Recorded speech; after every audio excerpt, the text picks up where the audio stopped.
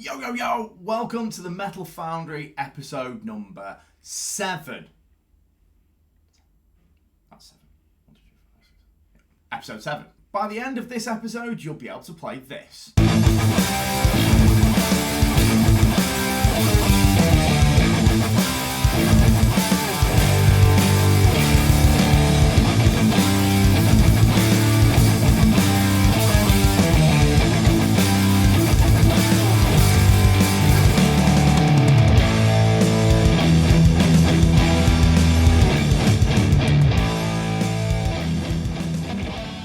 It's 80s metal time, baby! Yeah! Obviously, the examples that we're going to study today are heavily influenced by the 80s hair metal scene. Bands like Motley Crue and Poison. One of these examples I think is particularly difficult, and it's the last one that we're going to learn and then practice. But don't forget, you're not supposed to be able to play all of these examples straight away. Don't forget, you've got a week between episodes, so you can learn them at your own speed and then try to practice them along with me at a later date. There are no new note values for us to discuss in this episode, but there is a new technique. This is a pull-off. And I'm going to kind of assume that you already know what this is, but let me just give you a very quick rundown of how you do it. In this case, we're doing a pull-off between a fretted note and an open string. But just so you know, you can do a pull-off between two fretted notes as well. Pull-offs between fretted notes and open strings are easier than between two fretted notes, so it's best to start with these first. So I'm going to play fret number 2 on the G, and then I'm going to pull my second finger down towards the floor until it isn't on the string anymore, like this. It needs to be a nice strong pull down towards the floor, but not so strong that you end up doing that with your fingers. Try and keep your finger as close to the string as possible. And that is it. Just another thing we need to discuss before we continue is that our examples today are going to include less power chords and more what are called intervals. Now, the word interval basically describes the relationship between two notes when they're played at the same time. We mix intervals together to create different types of chords. We can also use combinations of different intervals in sequences to create interesting ideas in guitar riffs. And we're about to learn an example where you can see this happening for real. Our first example is going to start with an A power chord that's going to last for 2 beats. Then we're going to play a minor third interval. Now, I'm not going to explain what this is exactly. I'm just going to show you where to put your fingers. Fret 7 on the A with your third finger. Fret 5 on the D with your first finger. Play it 4 times using 8th notes and palm mute them. So far we have this. Then you're going to play that minor third interval again. Let it last for 2 beats. Then we're going to drop down to a major third interval. That's fret 5 on the A with your second finger and fret 4 on the D with your first finger and play it 4 times. Okay, let's just put all that together.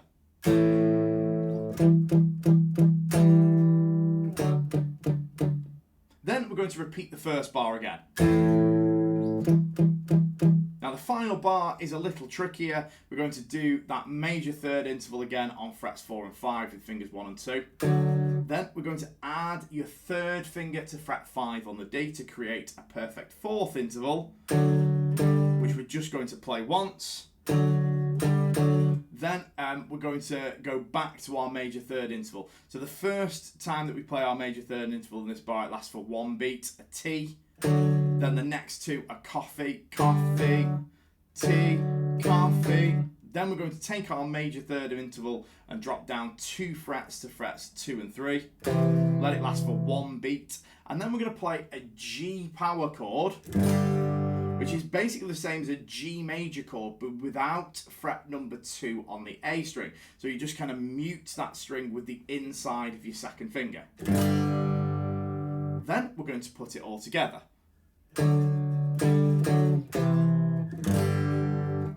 And let's do some practice. 1, 2, 3, 4.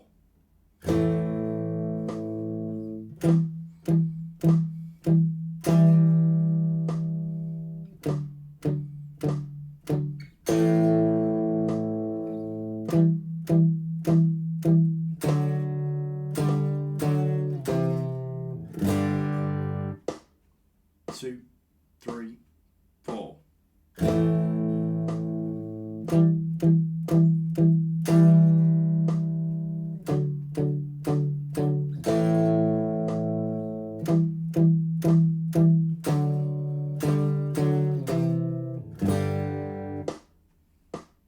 3, 4.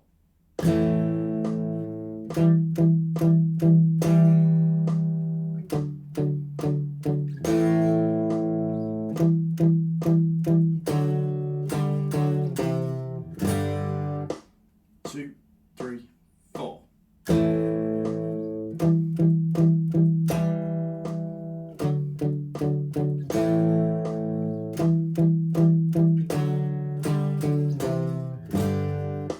2, 3, 4.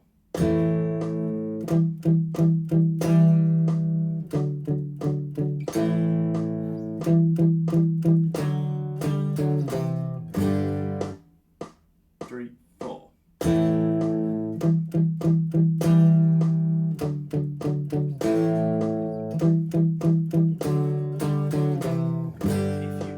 I know you hear this all the time, guys, but please do subscribe to the 60 Seconds of Shred YouTube channel. And if you're feeling particularly generous, leave me a comment because it really does help with the algorithm. Oh, and like it as well. Okay, our next example starts with that pull off that we talked about earlier. We're going to pull off between frets 2 and open on the G string. Then we're going to do the same thing on the D string. Just one tiny little note about the picking. Notice how I do a down on fret 2G and then an up on 2D. That kind of helps the sound smoother overall when you speed it up. These are Coca-Colas, and then we're going to have a 1 beat rest. Then we're simply going to repeat. Then we're going to do the same idea twice, but without a gap in between each repetition. So I'll put it all together. Coca-Cola, rest. Coca-Cola, rest. Coca-Cola, Coca-Cola. Then we're going to play open A 8 times using 16th notes. So it's going to go Coca-Cola, rest. Coca-Cola, rest. Coca-Cola, Coca-Cola, Coca-Cola, Coca-Cola, and then we're simply going to repeat. Right, let's do some practice. 1, 2, 3, 4.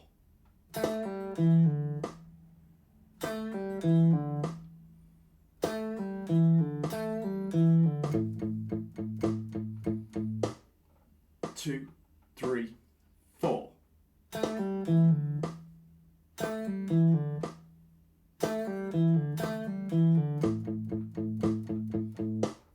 2, 3, 4.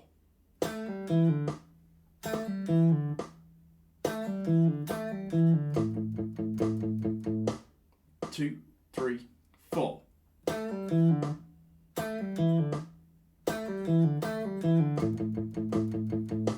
2, 3, 4.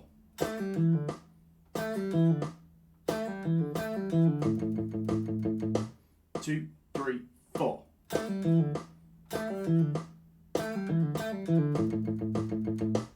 Our final example today is the most difficult one. So you've got to make sure that you take some time learning it.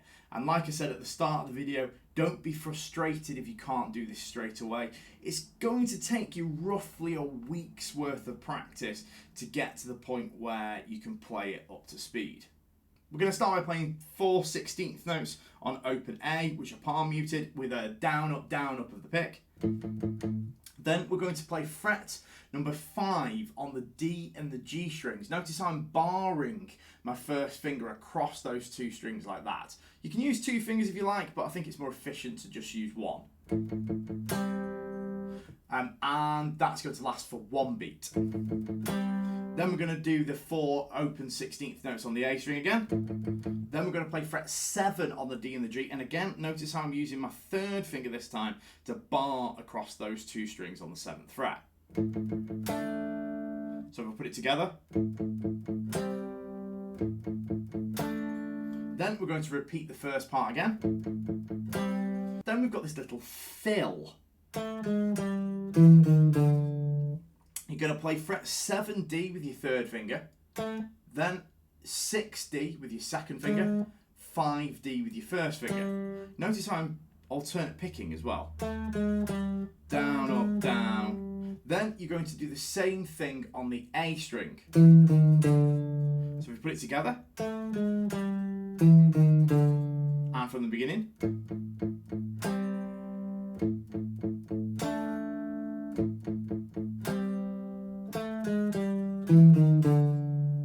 Then we're going to repeat the first bar again. Then we're going to play our G power chord that we talked about in the not the previous example, the example before. And then we're going to finish by playing a D power chord. Now, this is basically the same as a D major chord play like this, but without your second finger.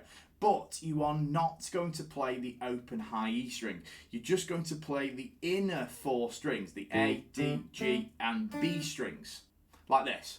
Notice as well how I'm muting the low E string with my thumb over the top of the guitar, like so. Let me just put it all together from the beginning.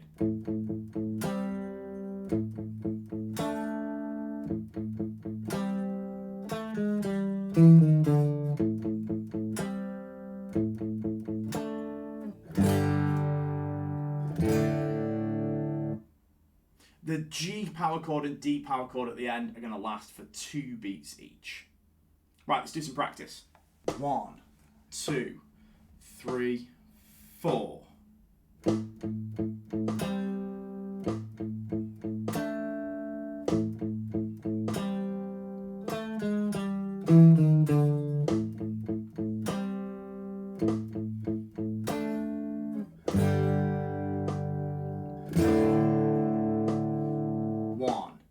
Two, three, four.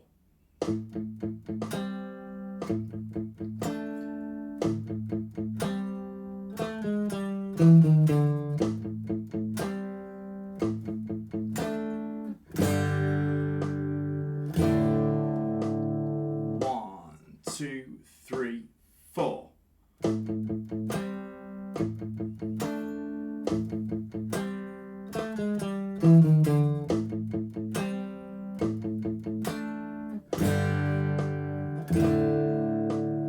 One, two, three, four.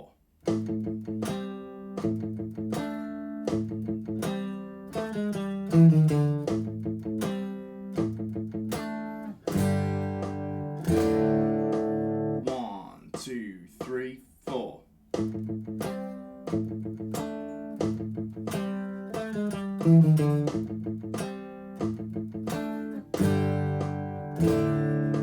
One, two, three, four.